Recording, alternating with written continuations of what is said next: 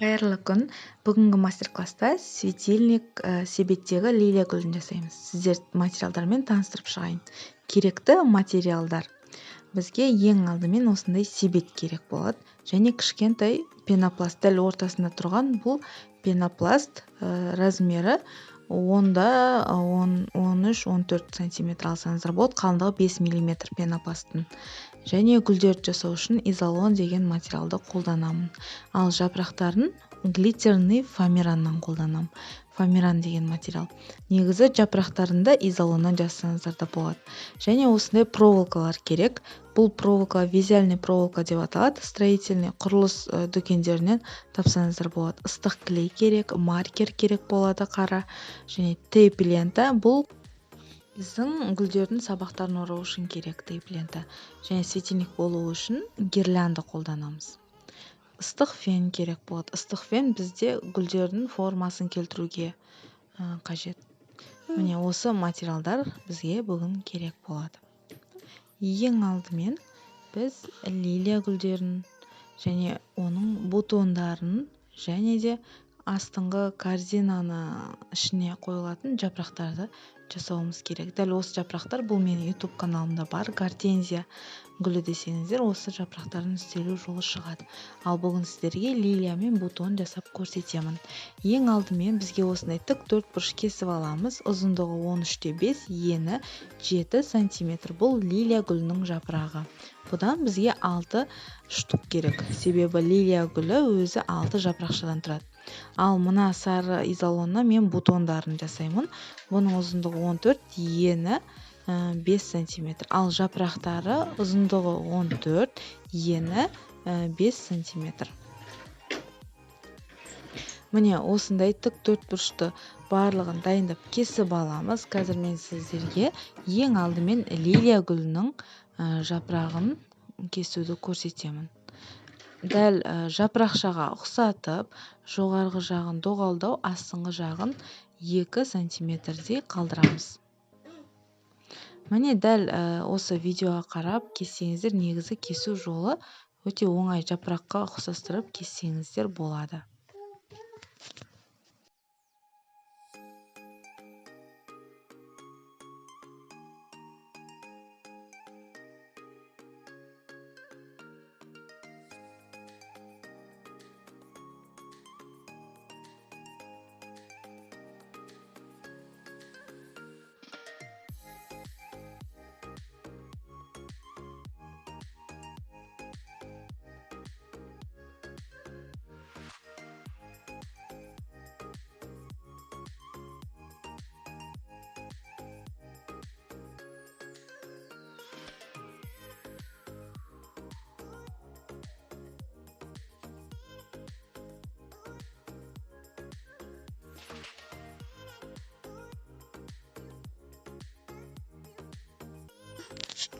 Енді біз бутондарын кесіп аламыз. Бутондары лилия гүлдерінен сәл ғана жіңішке болып келеді. Ұзындығы 14 см, ені 6 см. Бұны да дәл жапырақшаға ұқсатып кесіп аламыз. Бутонның да формасы жапырақша тәрізді болады. Жапырақтары да дәл осындай болады. Лилия гүлінің өзінің жапырағы да кәдімгі жапырақтың формасына ұқсайды.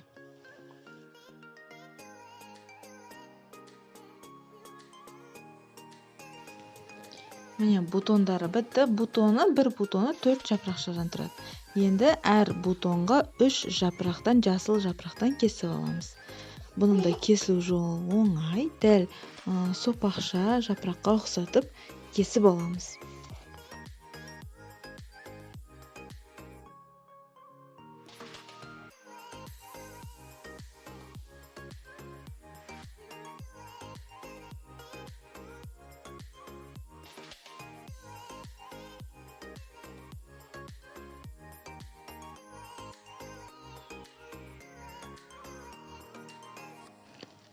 Енді барлық жапырақтарымызды кесіп дайындап алғаннан кейін строительный фенмен гүлдерді жасап бастаймыз. фенді қосып қоямыз. Ең бірінші лилия гүлін жасаймыз. Ол үшін біз 25 сантиметрлік, ұзындығы 25 сантиметр болатын осындай проволока кесіп аламыз.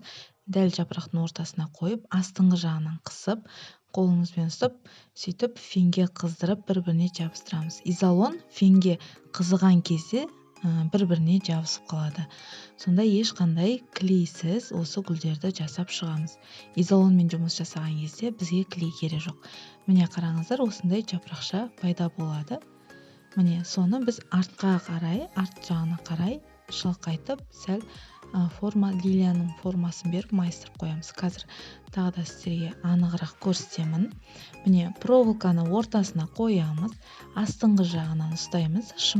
Проволоканы шымшып алған сияқты болып, астыңғы жағынан ұстап жабыстырып аламыз. Міне изолон, бұл 1 миллиметрлік изолон, қалыңдығы 1 миллиметрлік, және де өте нәзік келеді. Ыстық фенде көп ұстамаңыздар, қатты майысып балқып кетеді. Міне өте оңай негізі лилия гүлін жасалу жолы. Бұл бізде кішкентай лилиялардың жасалу жолы. Міне осындай проволокаларыңызды түп-түзу қылып алу керек. Главный проволока түзу болу керек. Егер проволокамыз бізде қисық болса, онда жапырақшаларда қисық болып шығады.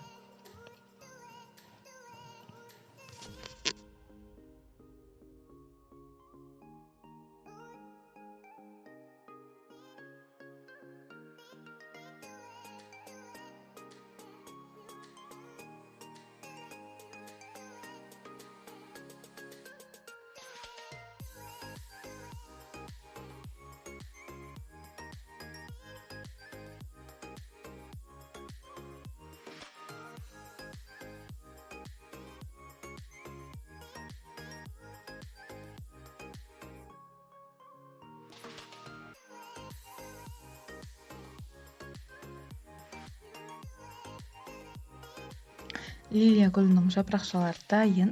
Лилия 6 жапырақтан тұрады. Енді осы жапырақтарды бір сапқа жинауымыз керек. Ол үшін дәл сондай проволока аламыз, 25 см ұзындығы. Бас жағын 4-5 см-ге қайырып аламыз.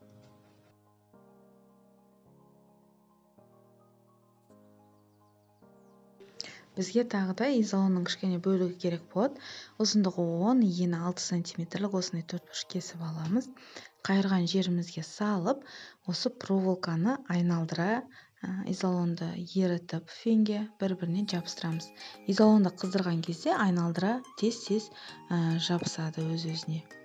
Изолонның сол қасиеті жақсы, ешқандай клей қолданбасақ болады. Енді осы жасап жатқан основамыздың сыртына біз лилия жапырақтарын жинаймыз. Міне мен біріншісін жабыстырдым. Енді екіншісін, бірінші қатарда 3 жапырақшадан болады. Бірінші қатарға осылай 3 бөлігіне бірдей ара қашықтықта үшеуін жабыстырып аламыз.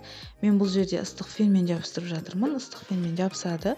Ал қолдарыңыз үйренбей жатса, онда ыстық клеймен жабыстырсаңыздар болады. Енді әр 2 жапырақтың орнына бір жақтан астыңғы жағына жабыстырамыз. Бұл бізде екінші қатар. Екінші қатарда 3 жапырақша. Барлығы лилия гүлінде 6 ғана жапырақша болады. Міне 2 жапырақшаның дәл ортасына түсу керек. 2 жапырақшаның дәл ортасына түсіріп, барлық жапырақшаны да дәл осылай жабыстырып аламыз. Егер қолдарыңыз фенге үйренбей жатса, онда клеймен жабыстырсаңыздар болады. Клеймен де жабысады.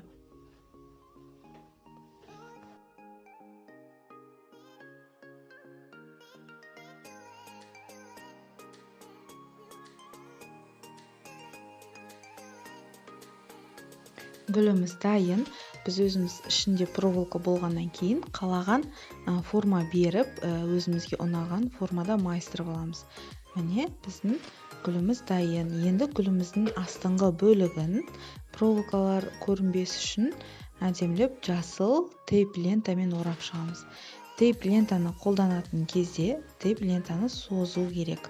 Созып орау керек. Сонда оның ішінде өзінің клейі болады. Сол клейі ашылып жақсы жабысады. Тейп лентаның бір жақсы қасиеті ішінде өзінің клейімен бірге болады. Сол себепті тартып лентаны созып тұрып жабыстыру керек. Бұл тейп лентаны біз барлық осындай гүлдерде қолданамыз.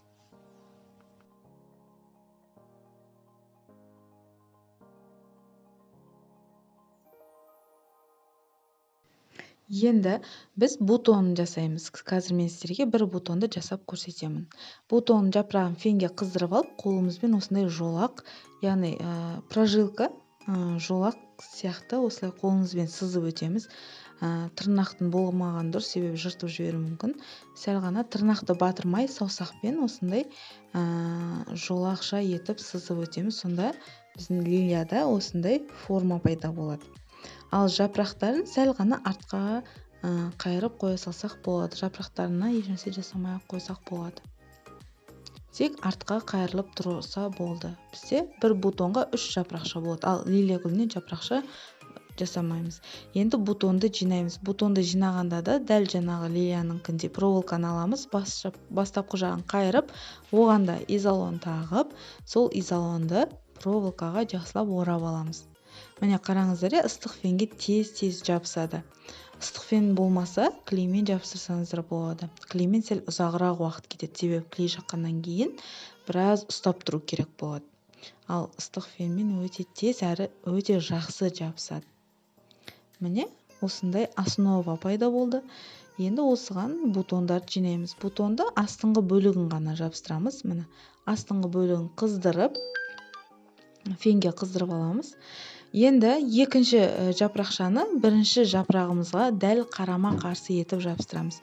Және ұшын ғана бір-біріне жабыстырып қоямыз. Тек қана бастапқы бөлігін. Енді үшінші жапырақшамызды екі жапырақтың қосылған жеріне жабыстырамыз. Бұл үшінші жапырақ. Бутон 4 жапырақтан тұрады. Ал төртіншісін сол үшінші жапыраққа қарама қарсы бағытта жабыстырамыз. Бутонның жасалу жолы өте тез әрі оңай.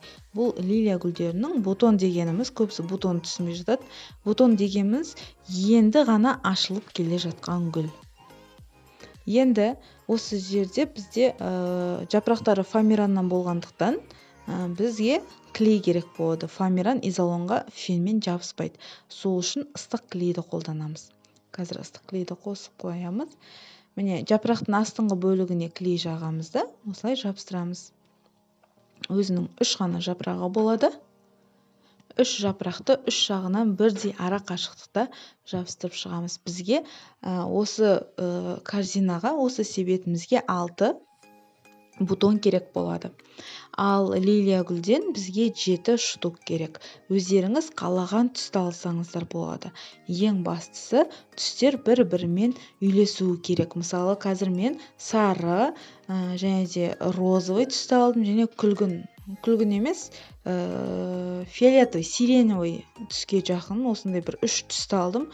Өздері жаңағы ашық түстер, өте қанық түстерді алудың қажет жоқ.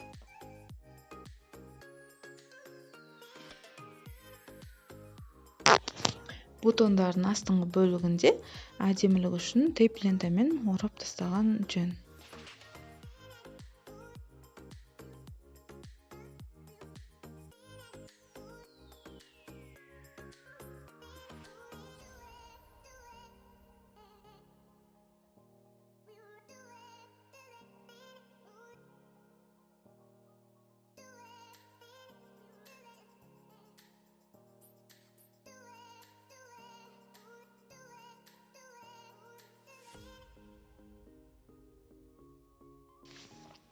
Енді біз дайын болған лилия гүлімізге кәдімгі қарапайым маркермен лилияның қара дақтарын, точкаларын келтіріп аламыз. Кәдімгідей маркермен тек қана нүктелерді басып шығамыз. Лилияның 3 жапырағына ғана, бірінші қатардағы 3 жапыраққа ғана осындай точкаларды басып шығамыз. Бұл бізге сәл болса да кәдімгі тірі лилия гүліне ұқсату үшін осылай жасадым. Қара маркерді қолдандым, себебі өте жақсы ұсталады қара маркер. Бірақ қара маркермен гүлдерді бояуға болмайды. Тек қана осындай дақтарын, точкаларын келтірсе болады. Міне біздің лилия гүлдеріміз дайын, бутондарымыз дайын. бізде 6 бутон болады. Дәл осы корзинаға 6 бутон. Міне бутондарымыз. Және де 7 лилия гүлі керек. Сіздер себетке болмаса да басқа да неше түрлі коробкаларға, басқа да себеттің басқа формаларына да жасасаңыздар болады. Және де мына кішкентай жапырақшаларымыз бар. Дәл осы жапырақшалар бұлар біздің гортензия гүлінің жапырақшалары. Менің YouTube каналымда тегін сабақ бар, гортензия светильнигі деген. Сол светильниктің жасалу жолын көріп алыңыздар. Дәл сол жердегі жапырақты қалай кесеміз, қалай формасын келтіреміз, дәл солай осы жапырақшалар жасаймыз. Мен оған бүгін уақыт құртпайын деп оны көрсеткен жоқпын, себебі ол да тегін сабағымда YouTube'да тұр. YouTube каналыма кіріп, көріп, басқа да видеоларды көрсеңіз. Гортензия светильник, кукла светильник, және керек құрал жабдықтар, біраз ақпарат бар YouTube каналда да. Подписаться етіп YouTube каналға, түсінбеген сұрақтарыңыз болса, сол видеоның астына жазсаңыздар жауап беремін. Міне кішкентай жапырақшаларымызды себеттің өзіне айналдыра жабыстырып шығамыз. Біздің себетіміздің айналасында өзінің өрнегі бар, арасы ашық болғаннан кейін пенопласт көрінбес үшін және астыңғы бөлігі әдемі көріну үшін арнайы осы жапырақшаларды осы жерге жабыстырып жатырмын. Айналдыра 13 штук жапырақша кетті. Дәл осы лилияларды, дәл осы жапырақ бутондармен сіздер плафонға, басқа да коробкаларға осындай подарка ретінде жасасаңыздар болады. Мен бүгін сіздерге корзинаға, яғни себетке жасауды көрсетіп жатырмын. Бізде ортасындағы пенопласттың қалыңдығы 5 мм, ең қалың пенопласт, кішкене 4 бұрышты ғана алдым. Міне қараңыздар, жан-жағынан қарағанда ішінен ешнәрсе көрінбейді. Енді біз гирлянданы аламыз. Гирлянда бізде бір түсті болған дұрыс, цветной емес, бір түсті болған дұрыс. Менде қазір 1 метрлік гирлянда, негізі 3 метрлік гирлянда да болады. 3 метрлік гирлянданың жарығы өте әдемі болады. Қазір мен қолымда осы 1 метрлік қалғандықтан осы гирляндамен көрсетіп жатырмын. Светильник етіп жасау үшін осы гирлянданы астыңғы бөлігіне жібереміз. Ешерін жабыстырып, онда ешнәрсе жасамаймыз, тек қана жапырақтардың ортасынан өткізіп, ұсталып тұратындай етіп орап шығамыз.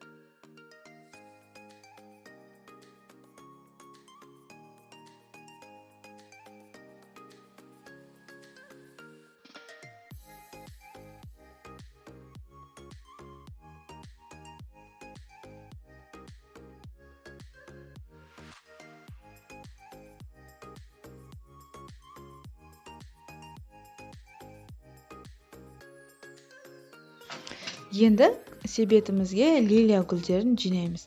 Ең ортасына, пенопласттың дәл ортасына біз бір лилия гүлімізді жақсылап бекітіп аламыз. Пенопластқа осы проволокалармен кіргіземіз.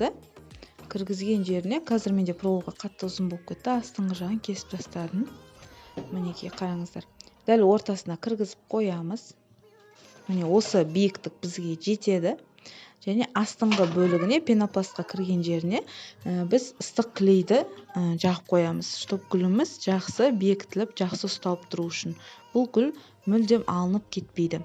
Енді біз жан-жағына басқа да лилияларды дәл осылай кіргізіп, түбін клеймен бекітіп қоямыз.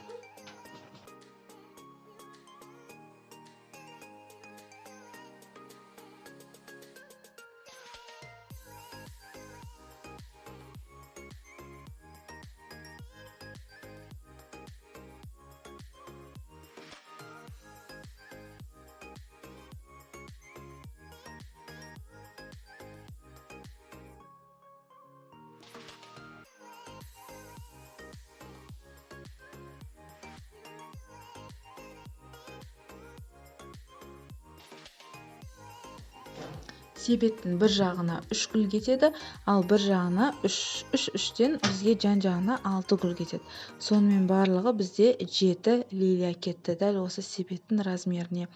Және де арасындағы ашық жерлер көрініп қалмас үшін және біздің букетіміз объемный, көлемді болып көріну үшін бутондарды жасадық. Сол бутондарды арасына кіргізіп қоямыз қазір. Ең бірінші гүлдерді жақсылап отырғызып алайық. Клей жағуды ұмытпаңыздар.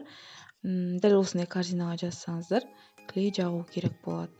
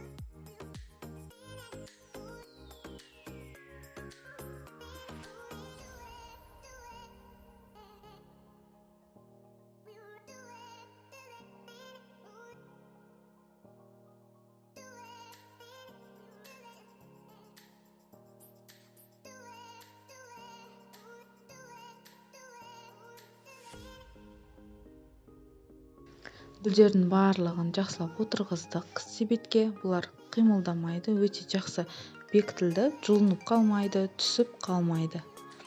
Енді біз қазір бутондарын жабыстырып шығамыз.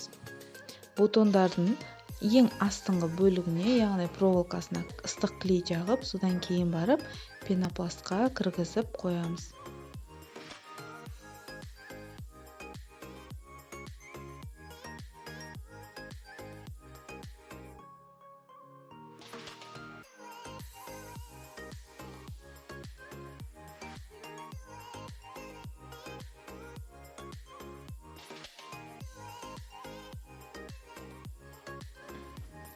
біз бутонды әр гүлдің екеуінің арасына бекітеміз. Айналдырамыз. Мысалы қараңыздар, сары гүл тұр ғой, сары лилия. Сол сары лилиямыздың әр екі жапырағының арасына бір бутоннан кетеді. Түсінген боларсыздар, иә? Қараңыздар, лилияда бізде 6 жапырақ. Сол себепті бізде бутонда 6 болды. Әр жапырағының арасына бір бутоннан кетеді.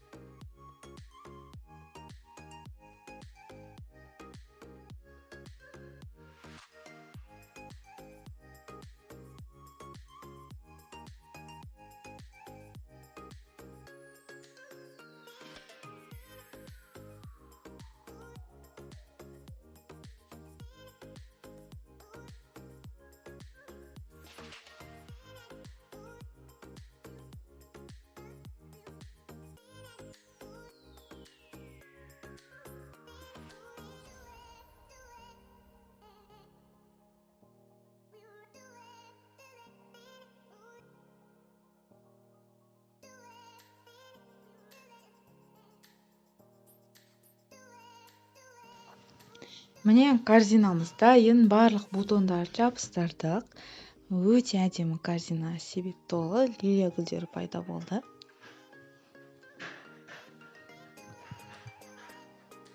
Міне қараңыздар, иә, өте әдемі шықты.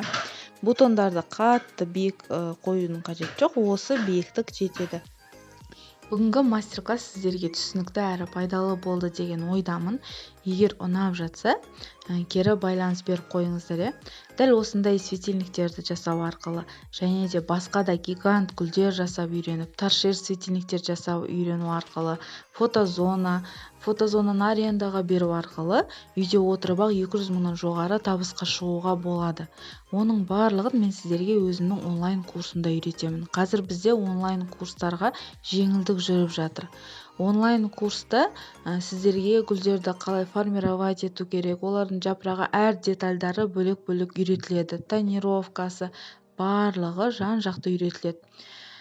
Сол себепті сіздерді өзімнің онлайн курстарымда күтемін, қыздар. Міне біздің светильнигіміз түнде осылай жанады. Қазір камера бұның жарығын, бұл светильниктің жарығын толығымен көрсете алмайды камера. Себеп телефонның камерасы барлық әдемілікті бере алмайды. Өте әдемі светильник, және дәл осы лилияларды настольный светильниктерде қолдансаңыз болады. Келесі мастер-класстарда кездескенше сау болыңыздар.